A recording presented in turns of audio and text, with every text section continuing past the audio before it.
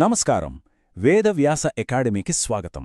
ఈరోజు మనం ప్రపంచ రాజకీయాల్లో ఒక రకమైన ప్రకంపనలు సృష్టిస్తున్న ఒక పదం గురించి మాట్లాడుకుందాం. అదే డికాపిటేషన్ స్ట్రైక్. ఇది వినడానికి ఏదో మిలిటరీ పదంలా ఉన్నా ఉత్తర కొరియా అధినేత కిమ్ జాంగ్ ఉన్ లాంటి వాళ్లకు మాత్రం ఇదొక పీడకల వాంటిది. అసలు ఏంటిది? దీని వెనుక ఉన్న అసలు స్ట్రాటజీ ఏంటో పదండి తెలుసుకుందాం. ఇక్కడ మనం ముందున్న అసలు ప్రశ్నేంటంటే, కేవలం ఒక్క నాయకుణ్ణి టార్గెట్ చేసి ఒక పెద్ద యుద్ధాన్ని ఆపటం సాధ్యమేనా? ట్రంప్ అడ్మినిస్ట్రేషన్ కిమ్ జాంగ్ ఉన్పై ఈ వ్యూహాన్ని ప్రయోగించాలని ఎందుకు అనుకుంటోంది? ఇది నిజంగా శాంతికి దారితీస్తుందా, లేకపోతే ఇంకో పెద్ద విపత్తుకు కారణమవుతుందా? రండి, ఈ విషయాన్ని కొంచెం లోతుగా చూద్దాం. Okay, first of all decapitation strike అంటే ఏంటో సరిగా అర్థం చేసుకుందాం. ఎందుకంటే ఈ పదం వినడానికి ఎంత భయంగా ఉన్నా దీని వెనక మాత్రం చాలా షార్ప్ మిలిటరీ థింకింగ్ ఉంది, ఒక పక్కా లాజిక్ ఉంది. అంటే సింపుల్గా చెప్పాలంటే, లక్షలాది మంది సైనికులతో వాళ్ల సైన్యంతో పోరాడటం పక్కన పెట్టి నేరుగా ఆ దేశాన్ని నడిపిస్తున్న నాయకత్వాన్ని టార్గెట్ చేయటం. ఒకసారి ఆ నాయకుణ్ణి లేదా ఆ కమాండ్ సెంటర్ను తీసేస్తే మొత్తం దేశం కన్ఫ్యూజన్లో పడిపోతుంది, దిశానిర్దేశం కోల్పోతుంది. దీనికోసం అత్యాధునిక క్షిపణులు, ఎవరికంటికి కనిపించని స్టెల్త్ డ్రోన్ల సాయంతో మెరుపుదాడి చేసి ఆ కీలక నేతలను తొలగించడమే దీని లక్ష్యం. చూడండి, ఇక్కడ ఈ కొటేషన్ ఈ స్ట్రాటజీని పర్ఫెక్ట్గా వివరిస్తుంది. పాము తల నరికేస్తే శరీరం ఏం చేయలేదు, నిర్జీవం అయిపోతుంది. ఇదే ఫార్ములా ఇక్కడ కూడా. సైన్యానికి ఆర్డర్లిచ్చేవాళ్లే లేకపోతే ఎంత పెద్ద సైన్యమున్నా ఏం లాభం? చల్లా చెదరైపోతుంది. ఇది అచ్చం చదరంగంలో సైనికుల్ని పక్కన పెట్టి నేరుగా రాజకీయ చెక్ పెట్టడం లాంటిది. చాలా పవర్ఫుల్ ఆలోచన కదూ? అయితే ఎప్పుడో ఉన్న ఈ పాత సిద్ధాంతం ఇప్పుడు అమెరికా వ్యూహంలోకి ఎలా వచ్చింది? ట్రంప్ యంత్రాంగం ఈ పాత మిలిటరీ స్ట్రాటజీకి మళ్లీ జీవం పోసి, ముఖ్యంగా ఉత్తర కొరియా విషయంలో దీన్ని ఒక పదునైన ఆయుధంగా ఎలా వాడుకోవాలని చూస్తోందో ఇప్పుడు చూద్దాం. ఇక్కడ గమనిస్తే యుద్ధం తీరుతెన్నులే పూర్తిగా మారిపోయాయి. ఒకప్పుడు యుద్ధమంటే పెద్ద పెద్ద సైన్యాలు, భీకరమైన పోరాటాలు, భారీ ప్రాణనష్టం. కాని ఇప్పుడు అలా కాదు. యుద్ధం మరింత సర్జికల్గా, ప్రిసైజ్గా మారింది.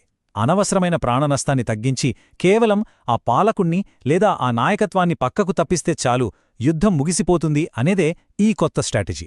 నిజానికి ఈ ఐడియా ఏమీ కొత్తది కాదు. కాని ఆధునిక టెక్నాలజీ వల్ల ఇప్పుడు దీన్ని అమలు చేయడం చాలా సులువయ్యింది. అందుకే ప్రపంచంలో ఉన్న ఇతర నియంతలు కూడా ఇప్పుడు తమ భవిష్యత్తు ఏంటాని భయపడుతున్నారు. ఎందుకంటే ఇది కేవలం ఒక మిలిటరీ దాడి కాదు, ఇది ఒక సైకలాజికల్ వెపెన్ కూడా. సరే, మరి ఇంత సీరియస్ ముప్పు ఎదుర్కొంటున్న ఉత్తర కొరియా ఎలా స్పందిస్తోంది? వాళ్ల రాజధాని ప్యాంగ్యాంగ్లో దీని ప్రభావం ఎలా ఉంది? వాళ్ల రియాక్షన్స్ పరిస్థితిని చల్లబరుస్తున్నాయా, లేక మరింత ఆజ్యం పోస్తున్నాయా? వస్తున్న రిపోర్ట్స్ చూస్తుంటే అమెరికా నుంచి వస్తున్న ఈ సంకేతాలతో ఉత్తర కొరియా రాజధాని ప్యాంగ్యాంగ్లో ఒక రకమైన భయం, టెన్షన్ వాతావరణం నెలకొందట. వాళ్ల నాయకత్వంలో మొదలైన ఈ భయం ఇప్పుడు దేశమంతటా పాకుతోంది. కిమ్ జాంగ్ ఉన్ కేవలం భయపడి ఊరికే కూర్చోలేదు. ఆయన రియాక్షన్ చాలా స్ట్రాంగ్గా ఉంది. ఒకవైపు తన పర్సనల్ సెక్యూరిటీని ఊహించని రేంజ్లో పెంచుకున్నాడు, మరోవైపు అమెరికాకు డైరెక్ట్ వార్నింగ్స్ ఇచ్చాడు. చివరికి ఒక అడుగు ముందుకు వేసి, మమ్మల్ని రెచ్చగొడితే మా దగ్గరున్న అణ్వాయుధాలతో ప్రతిదాడి చేస్తామని కూడా బెదిరించాడు. ఇదంతా చూస్తుంటే మనందరి మదిలో మెదిలే ఆ $1 మిలియన్ ప్రశ్న ఇదే.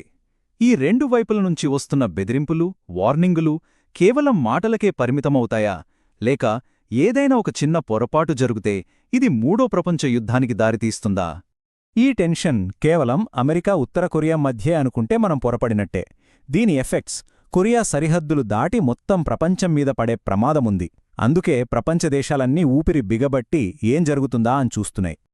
ఆలోచించండి, ఒకవేళ అమెరికా నిజంగా ఈ దాడికి పాల్పడితే అది మొత్తం ఆసియా ఖండంలో ఒక సునామీని సృష్టించగలదు. రీజనల్ సెక్యూరిటీ, ఎకనామిక్ స్టెబిలిటీ అన్నీ ఒక్కసారిగా కుప్పకూలిపోయే ప్రమాదముంది. ఈ మొత్తం సంక్షోభంలో రెండు దేశాల పాత్ర చాలా చాలా కీలకం. వాళ్లే ఉత్తర కొరియా పక్కనే ఉన్న చైనా, ఇంకా రష్యా.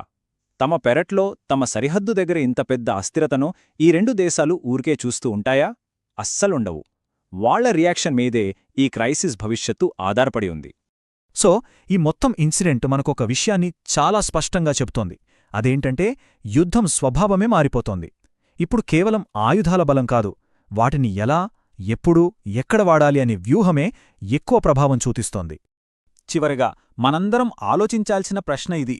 ఇలా నాయకులనే టార్గెట్ చేసే ఈ డీకాపిటేషన్ స్ట్రాటజీ నిజంగా శాశ్వత శాంతిని తెస్తుందా, లేకపోతే ఇది భవిష్యత్తులో మరింత ప్రమాదకరమైన ఊహించని యుద్ధాలకు దారితీస్తుందా?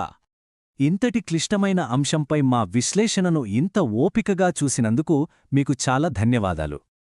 మరి ఈ డీకాపిటేషన్ వ్యూహం గురించి మీరేమనుకుంటున్నారు? ఇది సరైనదేనా? మీ అభిప్రాయాన్ని కింద కామెంట్స్ సెక్షన్లో తప్పకుండా మాతో పంచుకోండి. ఇలాంటి మరిన్ని లోతైన విశ్లేషణల కోసం మా వేదవ్యాస అకాడమీ ఛానల్కు సబ్స్క్రైబ్ చేసుకోండి. మరో ఇంట్రెస్టింగ్ టాపిక్తో మళ్ళీ కలుద్దాం.